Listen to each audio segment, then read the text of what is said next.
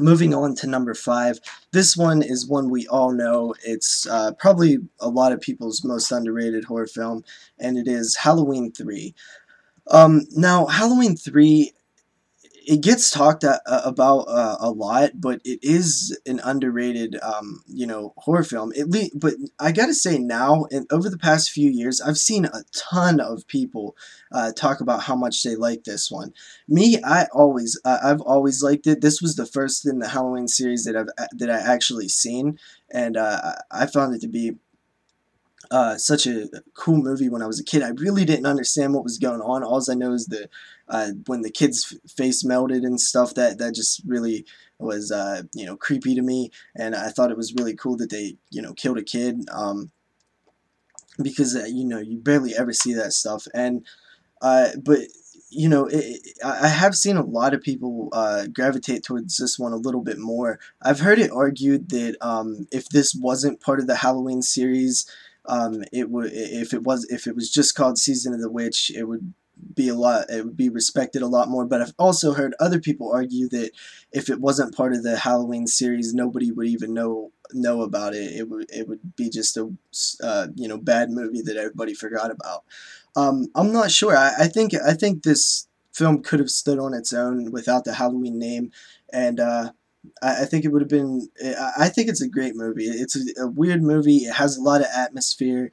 Tom Atkins is awesome, and it is underrated. A lot of people don't give it a chance, but like I said, I am seeing a ton more people checking this one out. Coming in at number 4 is Psycho 2, and you could throw in Psycho 3 and 4 in this discussion also, because I do think both of those are underrated too, but I'm going to focus on Psycho 2.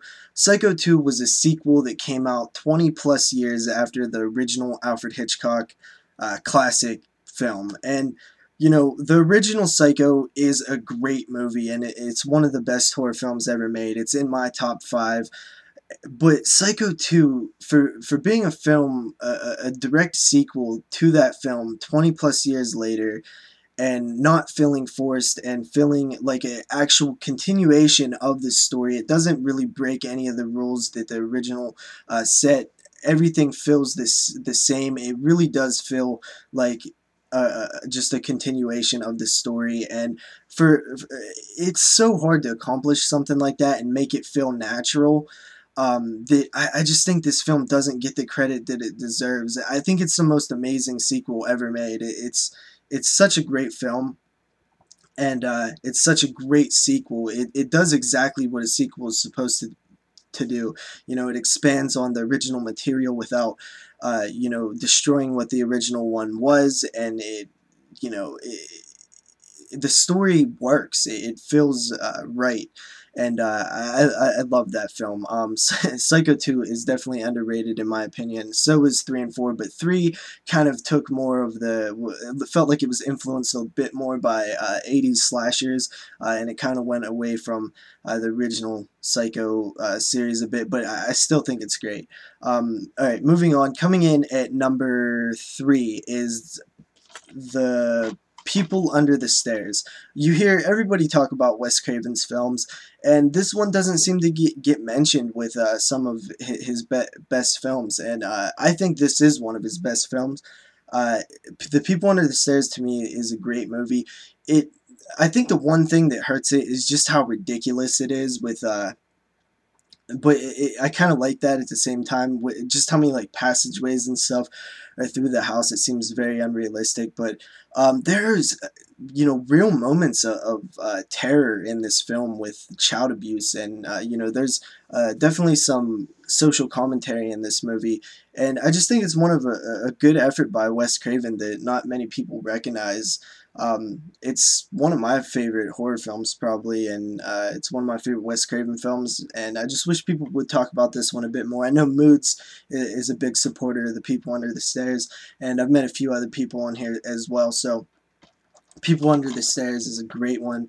Coming in at number 2 is Book of Shadows, The Blair Witch Project 2. I think this movie is definitely underrated because it seems like everybody who hated the original because of the found footage and the POV and just not liking how they feel like nothing happens, um, didn't even want to give Blair Witch 2 a chance. And the people that did love that slow feeling of the movie where not much happens and it really is about, you know, the characters and putting yourself in the situation. It seems like when they seen this film, they wanted more of the same, and you know, so they didn't like it. So it almost seemed like both camps really didn't like this film. I think it's a great fun horror film, and it I like the setting. It builds good atmosphere, and you know, the woods and the decayed leaves and stuff, and the little factory house thing that the dude's living in, and it's a cool story. The story was pretty interesting. And the, you know, there's some not the greatest acting and stuff, but I found it to be a pretty good film, and I think it's highly underrated because it's nowhere near as bad as people say it is. It's actually quite good, and people just do not pay attention to this film at all.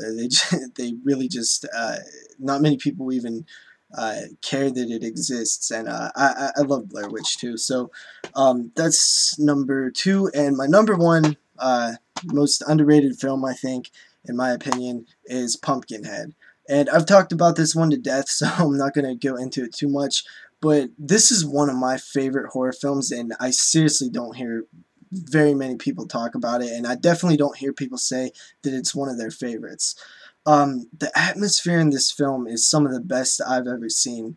With the way that the lighting is and the fog and the crazy ass witch lady is so damn creepy, and the pumpkin head monster is looks so cool, and it's gigantic, and it is pretty scary, and Lance Henriksen does a great job and you really feel for him. It's just a great underrated monster movie in my opinion. So this video actually has went on way longer than I originally anticipated. I figured I could knock it out in like 8 minutes. I thought I was going to have a hard time explaining about why I think stuff's underrated, but I guess it ended up pretty long. I might chop this in half, I might not, but anyway, peace out guys. Props if you've stuck here till the end, and stay tuned for my top 10 overrated horror films, which is probably going to be pretty controversial. So yeah, see you guys later.